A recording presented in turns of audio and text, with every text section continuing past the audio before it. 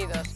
O programa Innóvate situará a provincia de Lugo na primeira liña da administración electrónica que no prazo de 12 meses comezará a aplicarse en todos os concellos e na Deputación.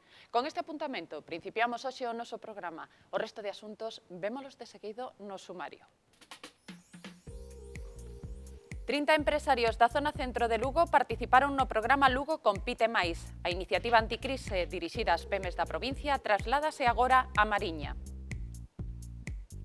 A Deputación comezou a executar na montaña o Plan Extraordinario de Obra Pública con actuacións que superan o 1.000.000 de euros. Tamén en Viveiro, cun importe similar, iniciouse o proceso de contratación de obras incluídas neste plan. A Fundación TIC, coa chega do Concello de Lugo, convoca o primeiro concurso nacional de curtas e maquetas musicais Lugo 10.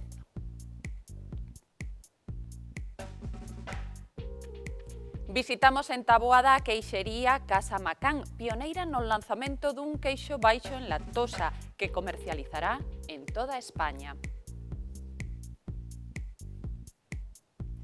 Medio milleiro de persoas participaron ata a data en Kilómetro Cero Stream. Estivemos en Meira cun grupo na estrea da ruta Multiaventura.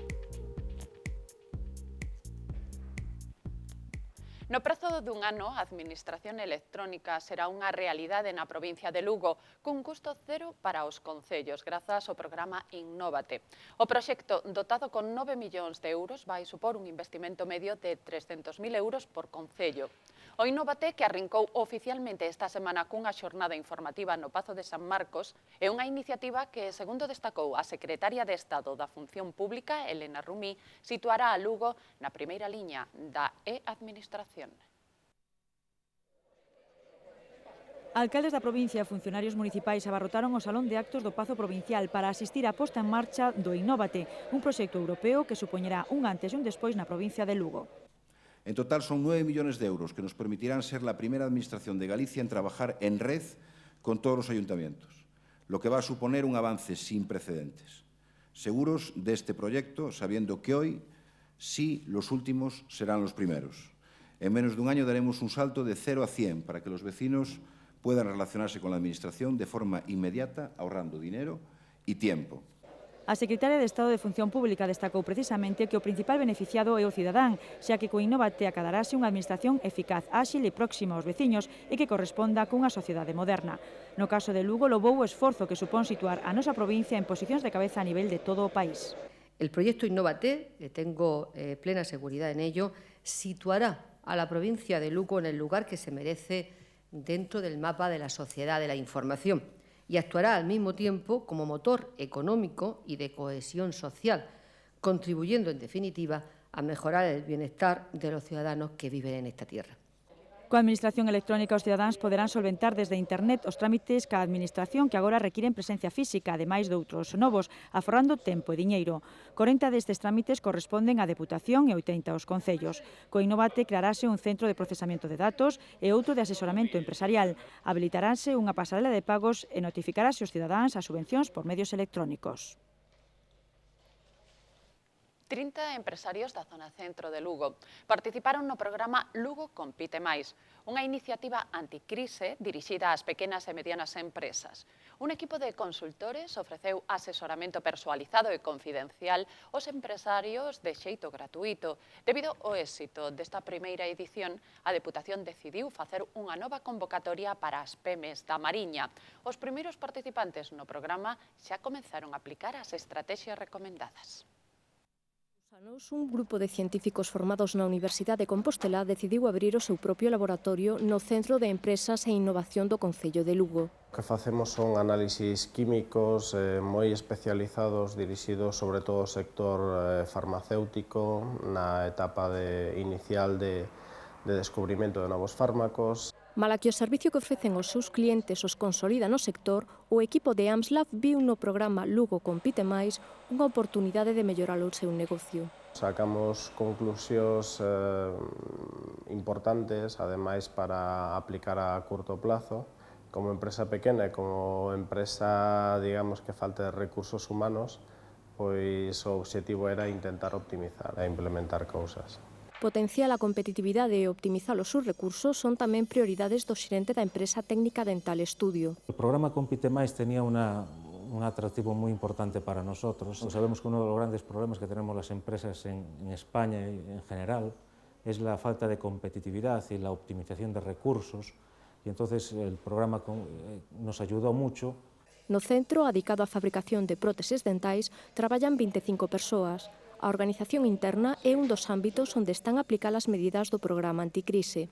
Sobre todo, mejor productividad y también en el campo de la mejora tanto de todos nuestros colaboradores para que estén mucho más integrados con la empresa. Eso nos ha ayudado mucho. Os promotores desta empresa apostan pola continuidade deste tipo de actividades. Las empresas deberíamos hacerlas periódicamente, es decir, ser revisados por gente externa, ser, como digamos, una auditoría, ser auditados, hablar con otra gente de otros ramos, de otros sectores, de cuáles son nuestras dificultades, cuáles son nuestros puntos fuertes. Os 30 empresarios que participaron en Lugo Compite Máis recolleron esta semana os seus diplomas. Despois do éxito desta primeira edición dirixida ás PEMES da zona centro de Lugo, a Deputación levará o programa ás pequenas e medianas empresas da Mariña. O programa Lugo Compite Máis complementa o plan de apoio ao tecido empresarial no que a Deputación de Lugo investiu nos 2 últimos anos 1.400.000 euros. A Comisión Executiva do Inludes vende a aprobar unha nova partida dotada con 700.000 euros, dos que se beneficiarán 800 autónomos da provincia. Máis do 80% dos solicitantes que cumpriron os requisitos recibirán un máximo de 3.000 euros para facer fronte aos seus gastos correntes. O compromiso de institución provincial cos autónomos ponse de manifesto noutras iniciativas como Kilómetro Cero, que mantén 3.000 postos de traballo na provincia, o Programa Medioambiental Lugo 2, que aposta pola profesionalización do sector, e a construción do centro de recría na Granxa Galloso Castro, proxecto que aforrará custos aos autónomos do sector agrogandeiro. O Plan Extraordinario de Obra Pública de 60 millóns de euros que aprobou hai menos de 10 días a Deputación comezou a executarse esta mesma semana na montaña, en concreto coas obras de mellora dun treito de máis de 24 kilómetros dunha estrada que une os concellos de Cervantes e Becerreá. Ademais, dentro do mesmo plan iniciouse o proceso de contratación de obras en Viveiro por un valor de máis dun 1.200.000 euros. A actuación enmárcase nun convenio asinado entre o organismo provincial e a Xunta de Galicia. A reparación da cuberta da Casa Calvo Sotelo en pleno casco histórico viveirense é un dos proxectos incluídos neste convenio. O presidente e a vicepresidenta segunda da Deputación, acompañados polo alcalde, visitaron esta semana a cidade para poñer en marcha o proceso de contratación de todas as obras que o Concello recolleu as demandas veciñais. En definitiva, o que se trata, xa digo, é de dar servicio aos veciños en aquelas cousas que veñen demandando dende fai moito tempo e que hoxe, fruto dese traballo encabezado polo presidente da Diputación e o Concello de Viveiro xunto co organismo autonómico, vaise levar a cabo esa inversión de 1.250.000 euros que se realizará ao longo deste ano e principios do ano que ven.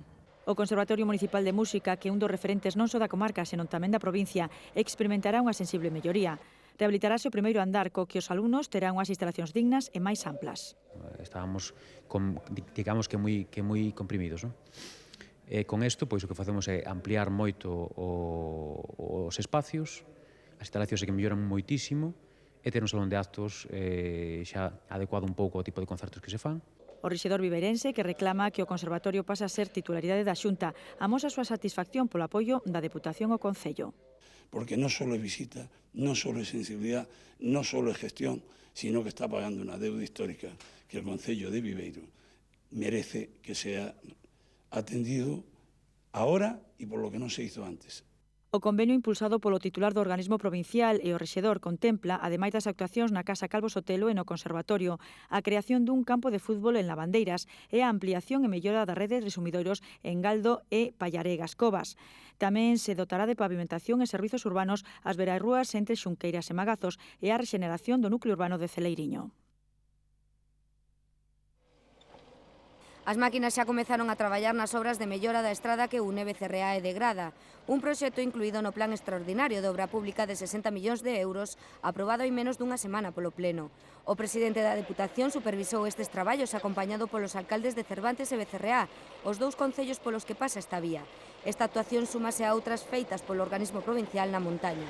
a Diputación que estaba invertindo cartos aquí, porque empeza na de Pedrefita, agora nesta, que é un bom ritmo. Se vamos neste ritmo, nos poñemos todas ben, dentro de pouco. Son carreteras que teñen moitas agresións durante o inverno, pola dureza do inverno aquí, que necesitan a veces botarlle sal para que estén operativas, limpiálas habitualmente, tamén iso incide no deterioro da calzada e tal. Os traballos contemplan a mellora de 24 kilómetros nos que a Deputación inviste máis d'1 millón de euros.